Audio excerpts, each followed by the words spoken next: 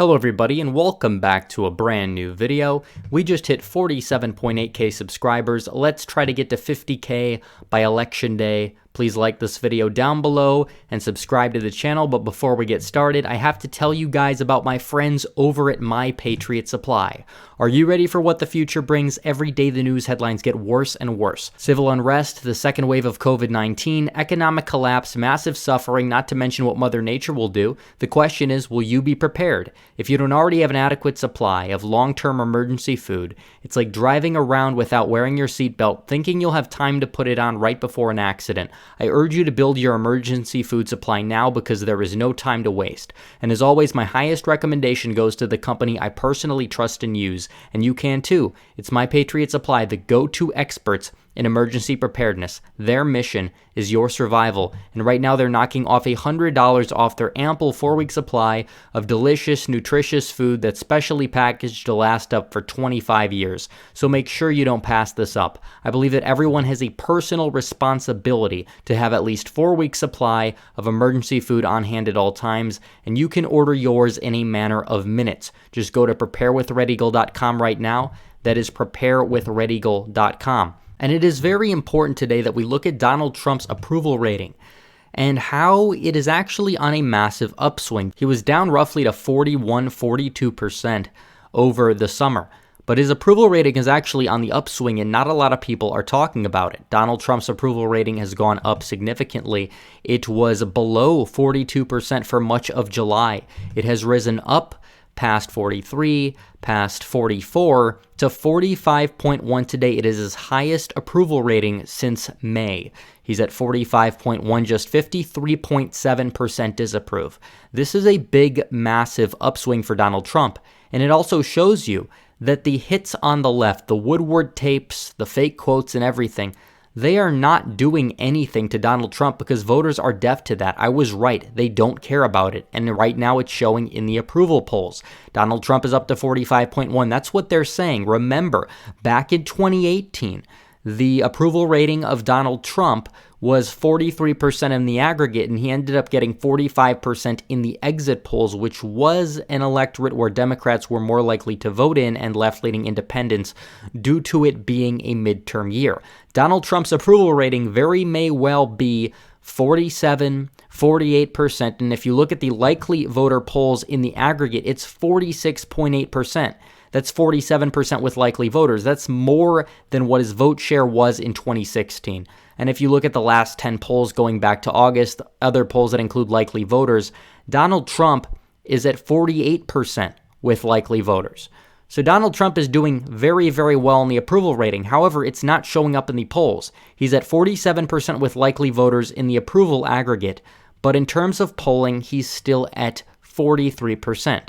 Now, there are plenty of undecided voters, but what it's showing is that the undecided voters have a very good chance of breaking to Donald Trump, if not more than what they're already showing. Biden's up to 49, 50%. Donald Trump is stuck down at 43. We do know by election day, Donald Trump could easily get up 45, 46, because Biden's been relatively stagnant for the past 4 months. He's been a little bit above 52, then he's dipped down a little bit into the 50, 49 range.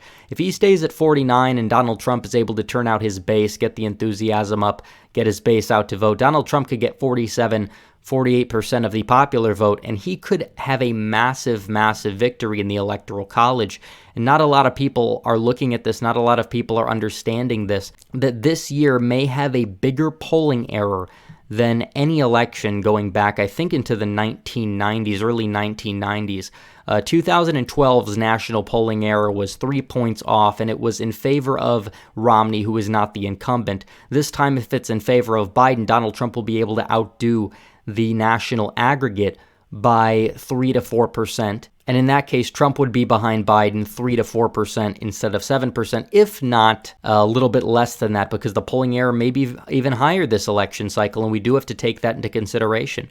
So it's looking fairly good for Donald Trump. Donald Trump also, he's got good economic numbers. These are the indicators that can predict the election here. Donald Trump is also having a slight increase in his approval rating surrounding the coronavirus. Donald Trump was down at 39%.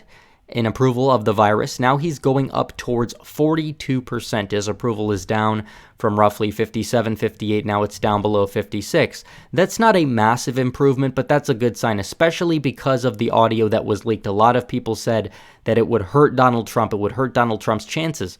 That has not exactly happened whatsoever. In fact, Donald Trump is gaining right now. Donald Trump is gaining in terms of his approval rating. It may not be reflected in the recent polling, but a couple of cycles later, it very may well show up as undecideds do come home to roost, as well as the fact that we do have debates coming. We do have debates in just, I believe, 2 weeks from today, despite the fact that thousands of people are already voting, which is an absolute disgrace to our electoral system. It's a disgrace to democracy that people are able to vote before the first debate, that people are able to vote in mid-September. And I'm not talking about military members. I'm not talking about those people that are overseas that have had their minds made up for weeks and weeks and weeks on end. I'm talking about the people in North Carolina, the people in South Carolina and Florida that are able to submit their ballots now. Some of these people may regret it. Doesn't really matter what side they're on. They could be changing their votes from Trump to Biden. They could be changing their votes from Biden to Trump. It doesn't matter. Early voting shouldn't start until relatively mid to late October at the very, very earliest. I just think it's a big, big mess having early voting this early. It's a mess. But in terms of Donald Trump and the way the campaigns are moving, Biden is scared. Biden is not playing like he's up 7. Trump is not playing like he's down 7.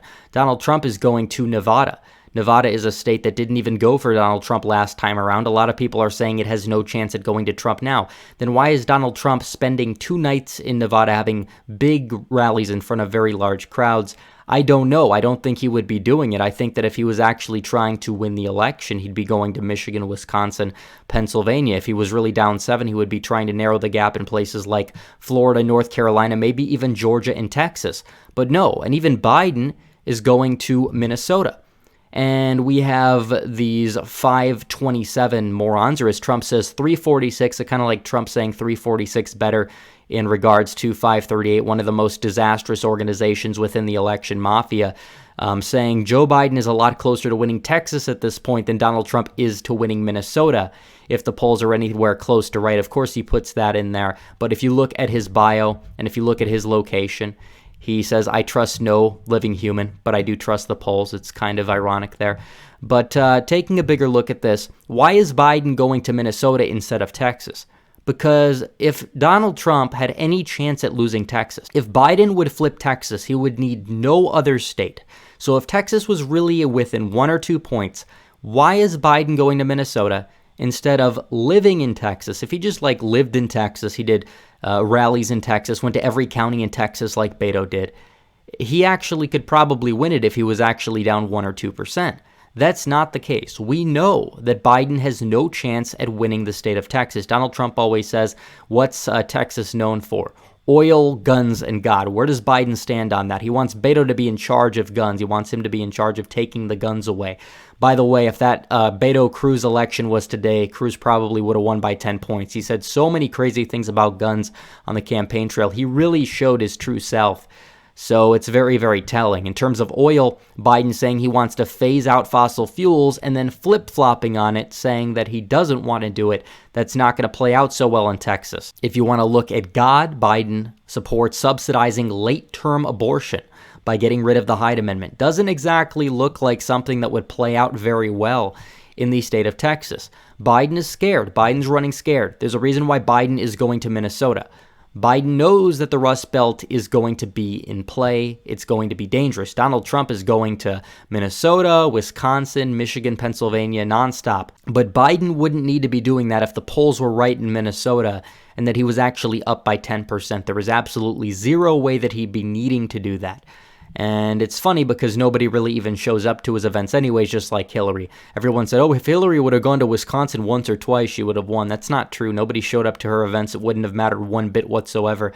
Donald Trump didn't even really put that much energy into Wisconsin. That was just a fluke. That was one that got away. But Donald Trump has a very good chance at winning the state again, if not by a greater margin. He just got to get his base to turn out in the wild counties, as well as maintaining his support in the driftless, and that's where he's going to be doing some more rallies, hopefully changing a couple of legacy Democrats' minds about how far left the Democrats have become. And if we want to take one last look at why Biden's losing, he's running to the left. He's running to the left and he's expecting it to play out to his benefit. That's not going to happen. Usually you come to the center. Biden is going to the left for some reason, and now he's trying to go to the center. He's trying to flip-flop last second, but it's not going to work for him very well. Here is Biden's on the issue diamond. This is not necessarily a political compass, but it shows within the American Overton window where a candidate exactly lies. Biden here was 2008 Biden. Biden was considered a moderate liberal populist. This is kind of where John Bel Edwards was. In fact, he's kind of to the moderate of John Bel Edwards. John Bel Edwards, I think, is like right on this dot right here, like one diagonal to the left of where Biden was in 2008. He was a liberal populist. Now Biden is considered a hardcore liberal. And keep in mind, his campaign that he's been running is probably to the left of this, because this does take into account statements that he has made, in the 1990s, even in the 1980s even. So his campaign, he's probably running as far left as you possibly can go in the American Overton window. Bernie Sanders is only like around right here. And obviously Bernie is to the left of Joe Biden. But who's really running Biden's campaign is Kamala Harris. And the one website that tracks voting in the Senate actually said Kamala is slightly to the left of Bernie Sanders when it comes to voting, despite her supposedly conservative record as Attorney General. Very interesting developments there. So as you can see, Biden's moving to the left, Donald Trump is hammering in his message, and his approval rating is going up. And Biden is a little scared. The Democrats are a little scared. But the election mafia will never admit that. They will keep covering for Biden no matter what, at all costs they possibly can, even if it includes shelving polls that kind of make Biden look bad. So anyways, guys, thanks for watching this video. Please like this video down below, comment down below, and subscribe to the channel. Hit the bell for notifications so you never miss another video. Follow me on social media, become a member, donate to the Patreon, or subscribe. Star links in description. As always, guys, thanks for watching. Red Eagle, out.